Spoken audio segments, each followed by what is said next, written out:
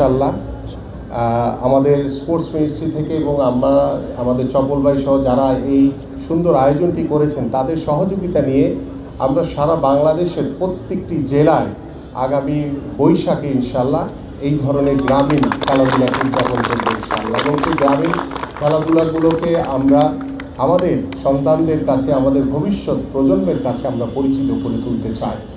আজকে বৈশাখের দিন, নববর্ষের দিন, সবাই হয়তোবা অনেকেই পান্তা ইলিশকে এখানে উপস্থিত হয়েছেন, অনেক হয়তোবা বাড়িতে গিয়ে খাবেন। তো আশা করি সেই পান্তা ইলিশ এবং আমাদের যে ঐতিহ্য, সেই ঐতিহ্যকে আমরা ধারণ করি।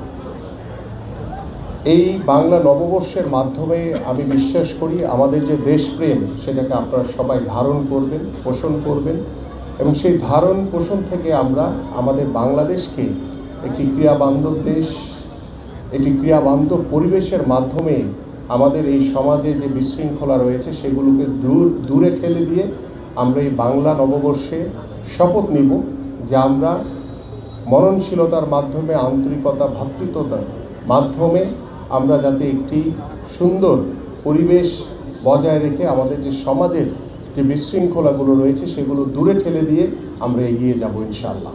তাই আসুন আজকের এই বাংলা নববর্ষে আমাদের যে বৈশাখী ক্রীড়া উৎসব আয়োজন করা হয়েছে এবং গ্রামীণ যে খেলাগুলো আমরা এখন কিছুক্ষণের মধ্যে উপভোগ করব এবং সেই খেলাগুলো উপভোগের মাধ্যমে আমরা আশা করি যে আগামী বছর যে কথাটি আমি বলেছি যে ইনশাআল্লাহ আগামী বছর পয়লা বৈশাখে আমরা এই ধরনের খেলাধুলাকে আমাদের প্রত্যেকটি জেলা শহরে আমরা এই উৎসবের মাধ্যমে অনুষ্ঠিত করতে চাই ইনশাআল্লাহ।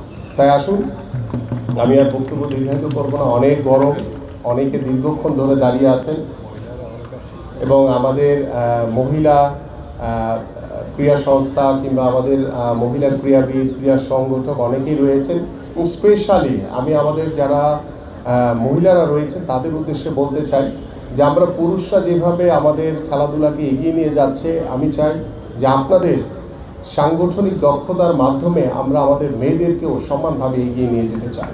সেই লক্ষ্য নিয়ে আপনি কিছুদিন পরে আপনাদের জন্য একটা সারপ্রাইজ রয়েছে, আপনারা অপেক্ষায় থাকেন। খুব তাড়াতাড়ি ইনশাআল্লাহ আমাদের বিশেষ করে মহিলা ক্রীড়া সংস্থা বা বাংলাদেশের আগামী ক্রীড়াঙ্গনে মেয়েদেরকে নিয়ে আমাদের যে চিন্তা ভাবনা রয়েছে সেই বিষয়ে আমরা একটি পরিকল্পনা করছি। আমাদের মাননীয় প্রধানমন্ত্রী তিনি কিছু পরিকল্পনা করেছেন, ইনশাআল্লাহ আমরা দ্রুত সময়ের ভিতরেই আপনাদের সামনে উপস্থাপন করতে পারবো। আমি আমার আর বক্তব্য দীর্ঘায়িত না করি, আজকের এই বৈশাখী ক্রীড়া উৎসবে আমি শুভ উদ্বোধন ঘোষণা করছি। বাংলাদেশ জিন্দাবাদ।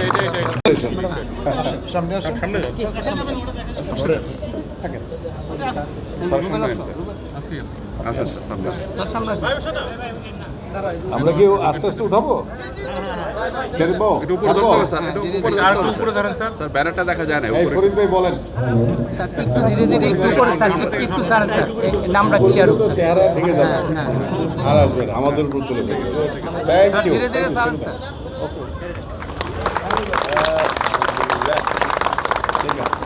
শুরু করি আমরা। স্যার একটু কাজ আছে স্যার। আমরা একটু খেলাধুলা আপনি একটু পিছনটা ক্লিয়ার করেন। আমরা একটা ব্যতিক্রম ধর্মীয় অনুষ্ঠান, দীর্ঘদিন আসলে খেলার মাঠে অংশগ্রহণ করে না, পদক জয়লাভ করে না।